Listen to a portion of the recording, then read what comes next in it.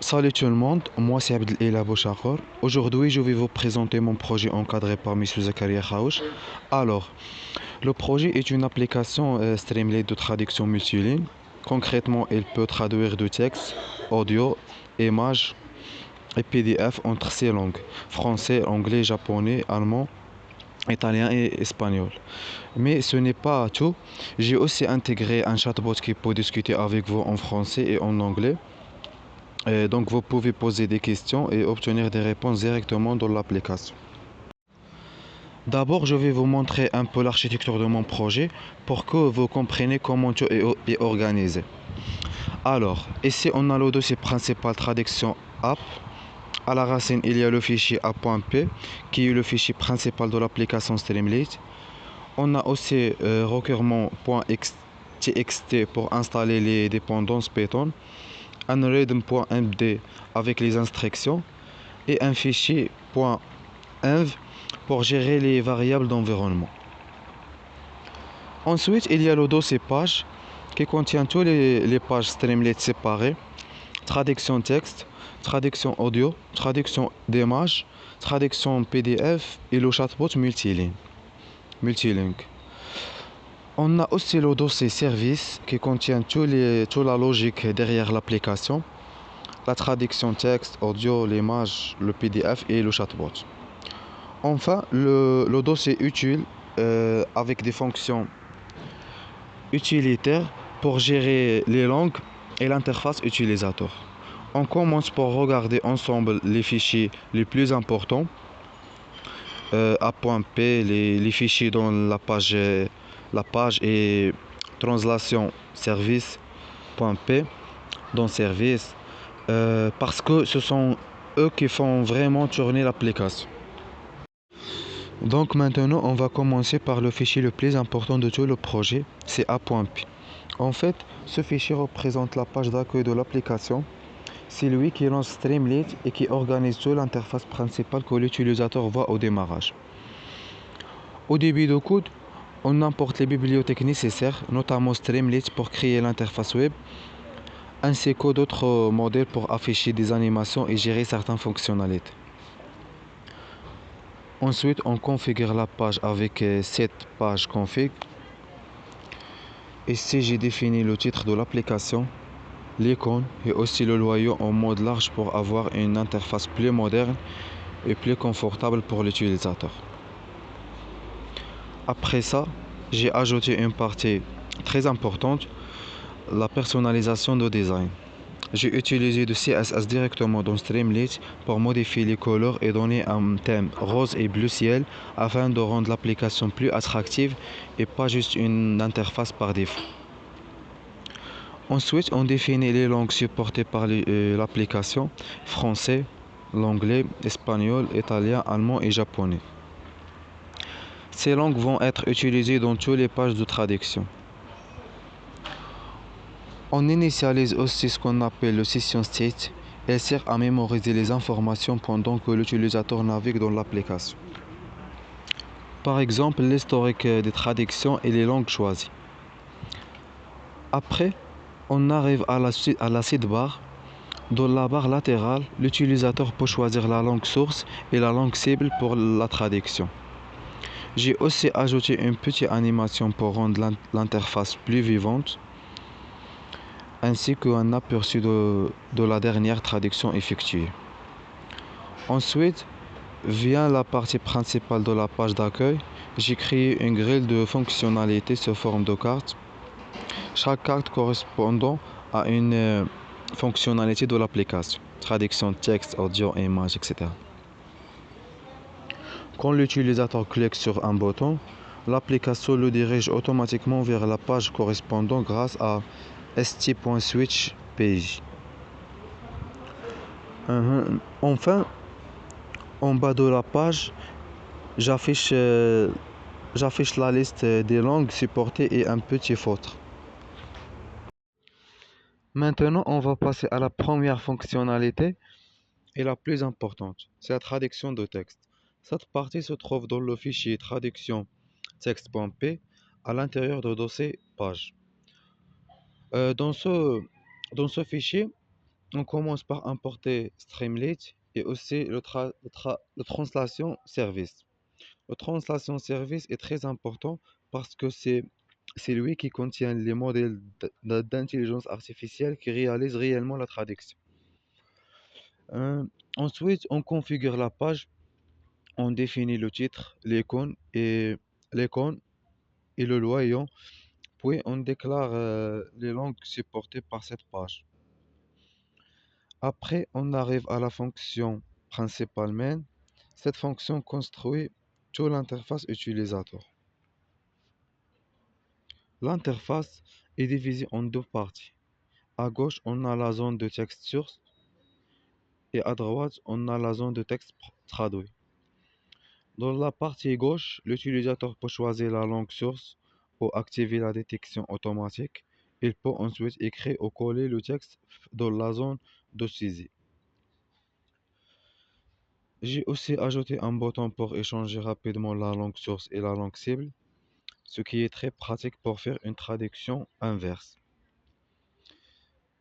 Dans la partie droite, l'utilisateur choisit la langue cible, puis il clique sur le bouton traduit. À ce moment, à ce moment-là, l'application appelle la fonction Translate de Translation Service. Le modèle de l'intelligence artificielle va analyser le texte, détecter éventuellement la langue, puis générer la traduction. Une fois la traduction terminée, le résultat s'affiche directement dans la zone de droite. Et la traduction est enregistrée dans l'historique grâce au service state. C'est son state plutôt. J'ai aussi ajouté plusieurs fonctionnalités supplémentaires. L'utilisateur peut copier la traduction, exporter l'historique au format JSON ou même charger le modèle de traduction. Enfin, un historique récent permet de revoir les dernières traductions et même le réutiliser automatiquement. Pour éviter que la vidéo soit trop longue, on ne va pas détailler chaque ligne de code. Maintenant, je vous propose de passer directement à la démonstration de l'application afin de voir concrètement comment elle fonctionne, avec quelques exemples d'utilisation. Comme vous pouvez le voir, voici l'interface principale de notre application. En bas, on trouve la liste des langues disponibles dans le système. Si on clique ici, on a accès à la page de traduction de texte et ici à la traduction audio et ainsi de suite. Ici pour discuter avec Chatbot. On peut également naviguer entre les différentes pages directement depuis la barre latérale, comme vous pouvez le voir. Donc voilà pour l'interface d'accueil de notre application. On commence maintenant par la traduction de texte. On va faire des tests rapidement pour respecter la durée de la vidéo et éviter qu'elle soit trop longue. Comme vous pouvez le voir, ici on a la langue source et ici la langue cible, c'est-à-dire la langue vers laquelle on va traduire. En dessous, on trouve quelques fonctionnalités avancées. On peut copier la traduction, exporter l'historique et aussi, ce qui est très intéressant, choisir le modèle utilisé pour la traduction. Ici, on a l'historique récent. On a également une session comment utiliser cette page qui explique à l'utilisateur comment utiliser cette partie de l'application. D'ailleurs, chaque page possède son propre guide d'utilisation. Maintenant, je vais écrire un texte. Je choisis d'abord la langue dans laquelle je vais écrire, puis la langue vers laquelle je veux traduire. Je vais commencer par traduire de français vers l'anglais.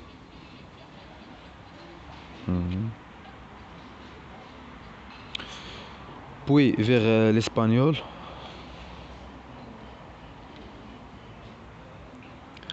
Ensuite, l'italien.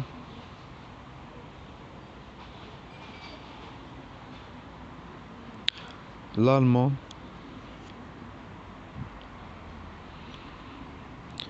et enfin le japonais. Maintenant, si on ouvre l'historique, on retrouve les traductions qu'on vient d'effectuer, accompagnées de la date et de l'heure exacte auquel elles ont été réalisées. Je vais taper un autre texte.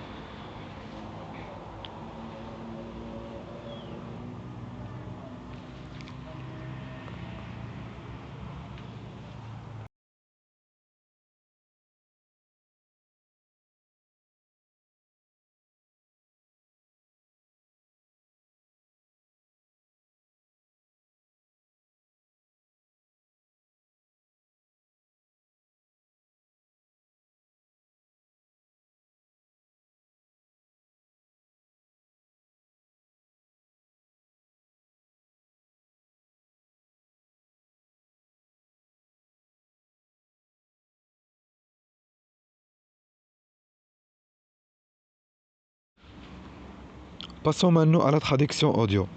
Ici, on a une barre de paramètres où l'on peut choisir la qualité d'un modèle Whisper, c'est-à-dire la version d'un modèle que l'on souhaite utiliser pour la transcription. On trouve aussi l'option de la langue de traduction. On importe un fichier audio, puis on lance la transcription.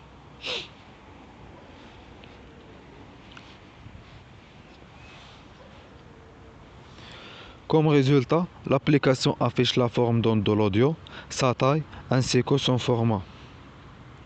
Après cela, on obtient les résultats de la transcription et de la traduction. Ici, le texte transcrit, ici le texte traduit et également quelques informations supplémentaires sur le fichier audio. On peut aussi exporter les résultats en format JSON ou en fichier TXT. On retrouve également un historique des opérations similaire à celui de la traduction texte, ainsi qu'un guide d'utilisation pour expliquer comment utiliser cette page. Passons maintenant au chatbot multilingue. La vidéo est déjà un peu longue, donc je vais aller rapidement. Pour ce chatbot, j'ai choisi de supporter seulement deux langues, le français et l'anglais. Ici, on peut définir la langue avec laquelle on souhaite discuter avec le chatbot. Si on sélectionne le mode automatique, le chatbot détecte lui-même la langue sans qu'on ait besoin de la préciser. On peut également démarrer une nouvelle conversation. Par exemple, je lui écris bonjour. Puis je peux lui poser une question.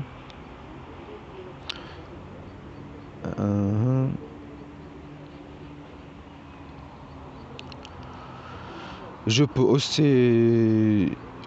aussi lui demander explique-moi la traduction automatique.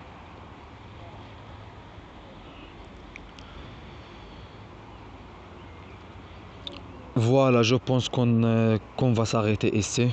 Merci pour votre attention et pour avoir regardé la vidéo. Si la vidéo vous a plu, n'hésitez pas à mettre un like et à abonnez-vous à la chaîne si ce n'est pas encore fait. À très bientôt.